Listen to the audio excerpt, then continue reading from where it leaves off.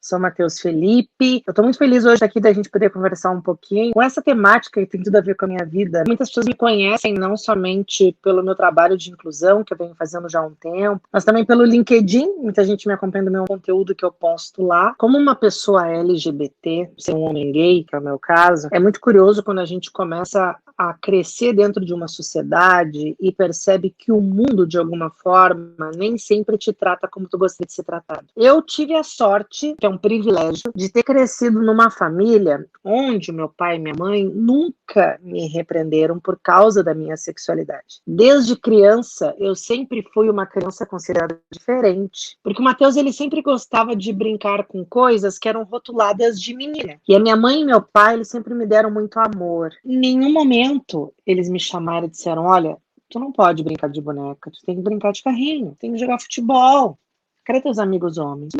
Nunca me perguntaram isso. E eu sou tão grato por ter sofrido essa repreensão, porque isso me tornou seguro de alguma forma para eu ser quem eu sou. Mas essa não é a realidade de praticamente 70, 80% das pessoas LGBTs no mundo, e no Brasil principalmente. Porque nem todo mundo, nem todo pai, nem toda mãe, talvez tenha recebido uma educação inclusiva para de fato entender que são afetos diferentes. E esse afeto não tem que afetar ninguém. E aí, olha como é difícil para uma pessoa LGBT quando ela nasce num contexto familiar onde a sociedade já ensina aquela família que ser LGBT é algo errado. Essa criança já nasce repreendida por muitas coisas naquele espaço. E essa criança começa a se descobrir, entra na adolescência, entra na fase adulta e descobre que sempre foi uma pessoa LGBT, mas carrega pesos horríveis. E aí, muitas vezes, o que resta para as pessoas LGBT são sonhos. E aí a gente começa a eliminar alguns pontos. Bom, a família não me aceitou. Meus amigos deixaram de falar comigo depois que eu me assumi LGBT. Meus colegas de trabalho nem falam comigo. E eu tenho até medo de contar para minha liderança sobre a minha sexualidade, que eu não sei se naquela empresa eu vou ser aceito. E às vezes aquela pessoa que a gente ama também não se sente mais confortável com aquilo. E aí ainda sobra os sonhos. Só que muitos desses sonhos são movidos pelos bons relacionamentos, pela oportunidade de trabalho. E aí muitas vezes essas pessoas que não conseguem ir além entram numa depressão muito grande. Além do Brasil ser um país que mais mata pessoas LGBTs no mundo por causa da ignorância e da violência, a taxa de suicídio em pessoas LGBTs ainda é muito grande. A gente não pode julgar uma pessoa pela aparência. Tem pessoas que dizem assim: ah, mas eu não aceito.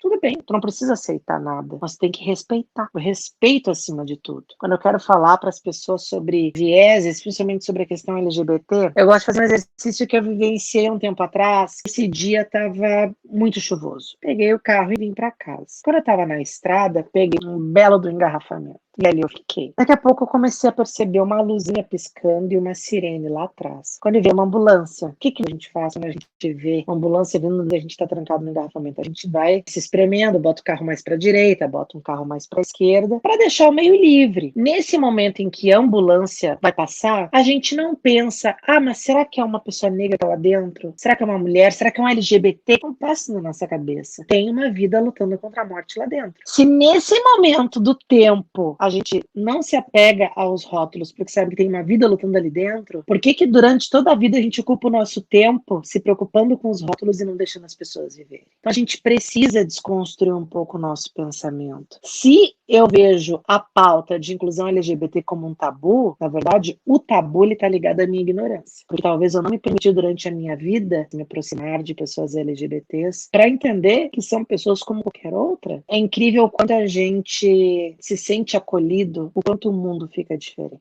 Quando a gente percebe que alguém se afasta de nós, dói lá no fundo da nossa alma. Porque a gente pensa: o que eu fiz de errado para que essa pessoa se afastasse de mim? Ou que essa pessoa não estivesse perto de mim? Ou que essa pessoa não goste de mim, nem me conhece? Mas quando a gente é recebido, aceito, respeitado, amado, é uma alegria dentro da gente que a gente não tem nem como explicar. Eu acho que as empresas têm que ter essa noção de desconstruir o seu viés e se permitir conversar com pessoas dentro da empresa que são LGBTs e abrir esse espaço. O que você acha que nós, como empresa, talvez não contribuímos até aqui para a inclusão de pessoas LGBTs? E o que vocês acham que a gente pode melhorar e fazer? Se não tem esse diálogo saudável, amigável, gentil, genuíno, fica difícil tu avançar nas empresas, porque nós vivemos numa sociedade que não foi educada a ser inclusiva. Então a ignorância, ela prevalece não só dentro da nossa casa, mas na empresa que a gente trabalha e principalmente nos espaços de poder. Se essa essas pessoas que têm o poder não se desconstroem e gentilmente abrem esse espaço para a gente poder dialogar e entender as dificuldades de uma sociedade que é preconceituosa contra a comunidade LGBT, fica difícil a gente avançar. O mês de junho é um mês muito importante e esse mês ele tem uma simbologia muito grande, assim,